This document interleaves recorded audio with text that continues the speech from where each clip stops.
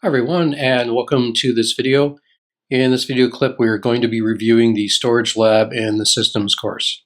So I've started off, I've already got my KW Server 2 VM up and running. I'm logged in with an administrative account, so we're pretty much ready to get rolling.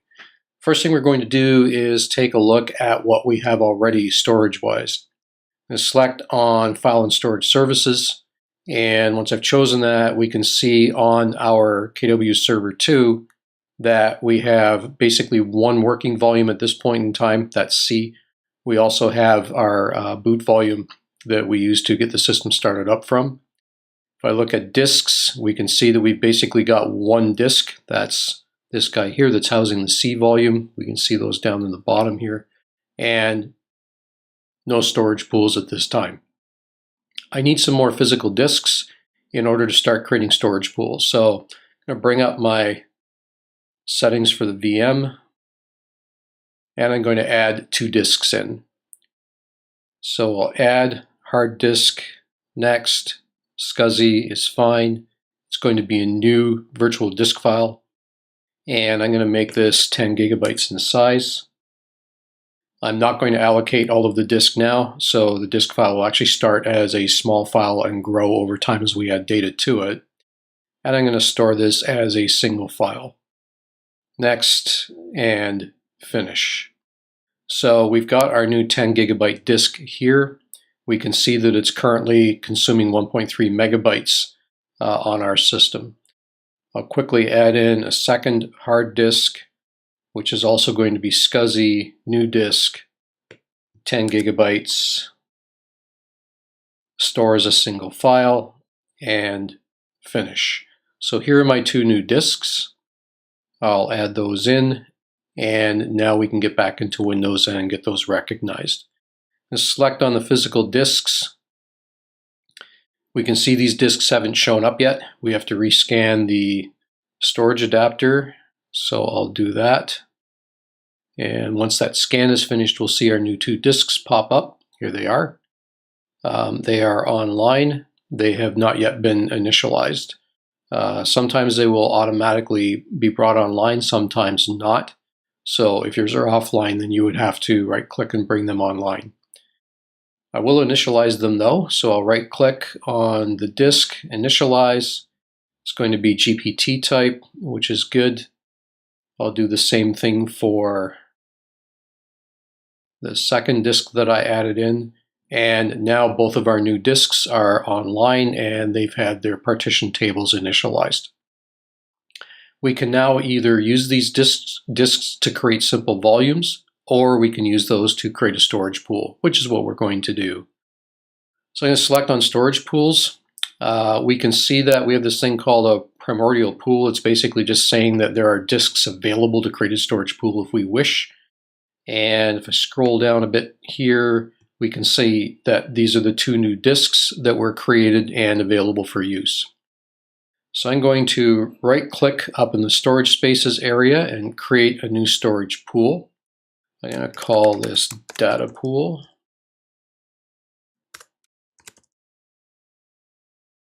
On this primordial pool that we identified a second ago. And I'm going to use all of the disks, so I'll select all of those.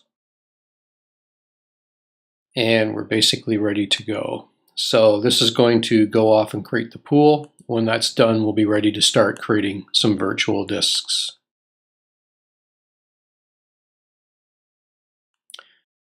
Right, so that's done.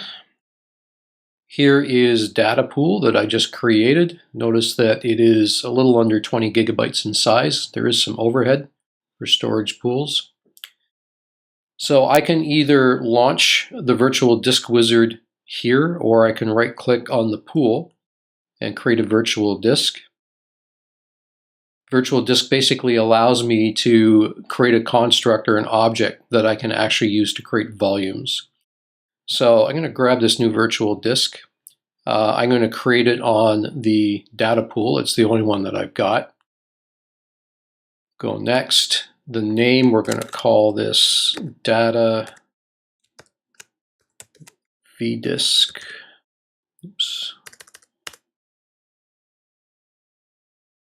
There is no option here to tier the storage because we don't have anything that's solid state. If we had an SSD, we'd be able to actually use the SSD for caching on the rotating media. So go through next. Now we also have an opportunity here to create simple mirror or parity. Simple basically means that the storage that will be consumed physically is whatever happens to be available on those two physical drives. If I wanted to do mirror, then that means that whatever data was written would be written twice. You have to have at least 2 physical disks in the pool for that. And we could do parity, which would basically be like creating a RAID 5 set, meaning that we would be using the physical disks within the pool to stripe for performance and then also create parity so that we have some redundancy built in. In our case, simple is fine, so I'll say next. I'm going to thin provision this, which is going to allow me to overcommit, and we'll demonstrate that here in a second. I'll go through next, and we need to specify how big is this disk going to be. Now, I can create something that's actually larger than this space. We've only got 18 gigabytes to play with. I'm going to make this 100 gigabytes in size. What that means is that this virtual disk could eventually grow to be 100 gigabytes. Now, we have to make sure that we have enough physical space for that. So if we start growing our virtual disk and we start running out of physical space, we have to make sure we add more storage in. And we'll demonstrate that in a little bit as well. The other thing I want to point out is we can have multiple virtual disks in the pool. So we're not limited to having a single virtual disk. We can have multiple set up with different maximum sizes and such. And they can also be, either simple or mirrored or parity. That's just a matter of whether or not we have the resources as far as physical disks and what we want the performance and the redundancy factor to be for that actual virtual disk. So click through next and create. It's setting up the virtual disk, which should be done here in a second. And we'll be ready to create a volume on that.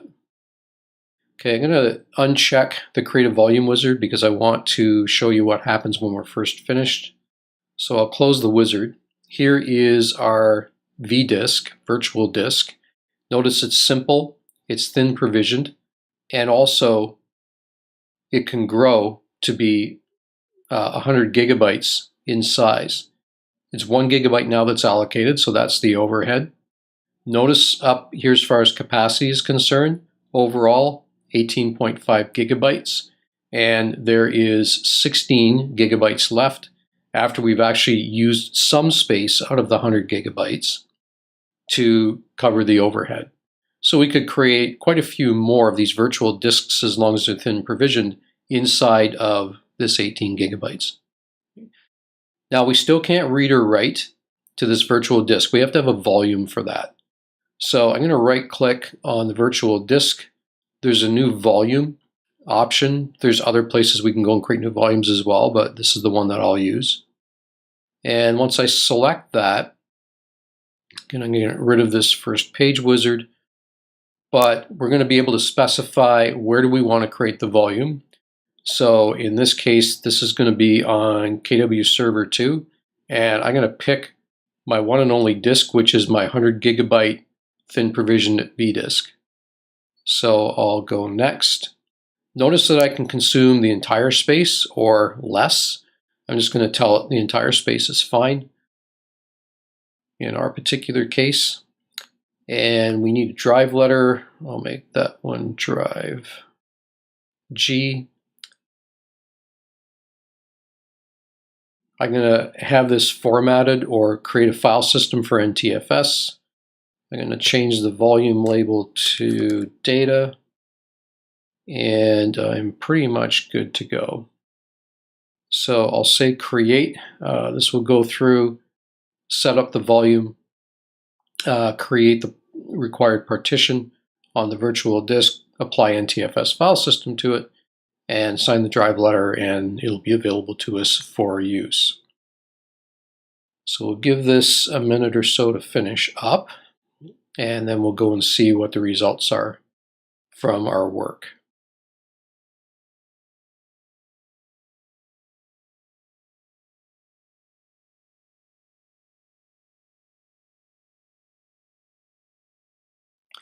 All right, we are finished, so I'll close out the wizard for the new volume.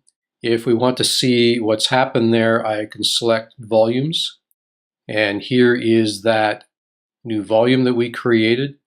I can definitely open my file browser and find the new drive, which at this point in time is, of course, going to be empty because we haven't created any files there yet. So that's pretty much it for creating a drive. Now, the one thing that is really nice about storage spaces and this thin provisioning and all these other wonderful tools we have is that we can create, theoretically, volumes that we don't have enough space for. And then we can add storage in as we need it. So if I go back to storage pools, again, notice that we down to 15 gigabytes now because we've got some more overhead in there with the volumes we've created and such.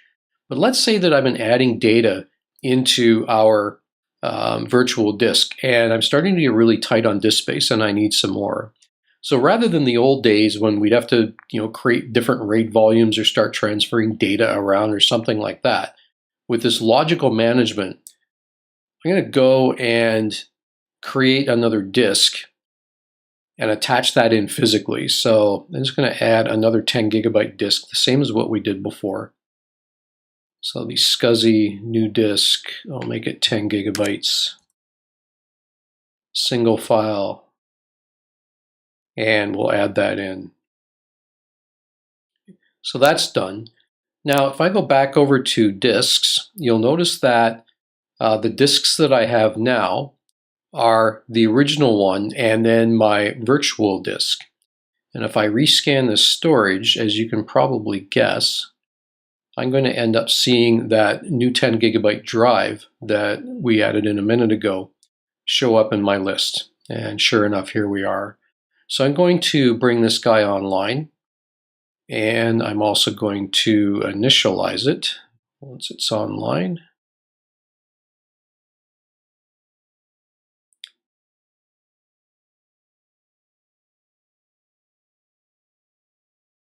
And excellent. So now I have yet another disk, GPT, 10 gigabytes like I had before. And if I select storage pools, we'll notice that we're going to have the ability to add in another disk. In fact, it's represented here that we can use to create another pool, but I'm just going to extend out the pool that I've got. So I'm going to right click on data pool and say that I want to add a physical disk. I'm going to pick that new disk that I added in. And once this is finished up, what we're going to see is the size will basically jump by 10 gigabytes, or the size of that physical disk we added in.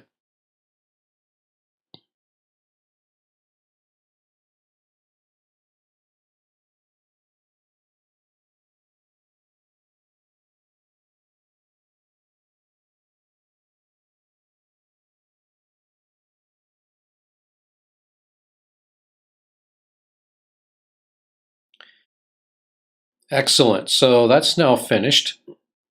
We can see that this now is larger in size than what it was before.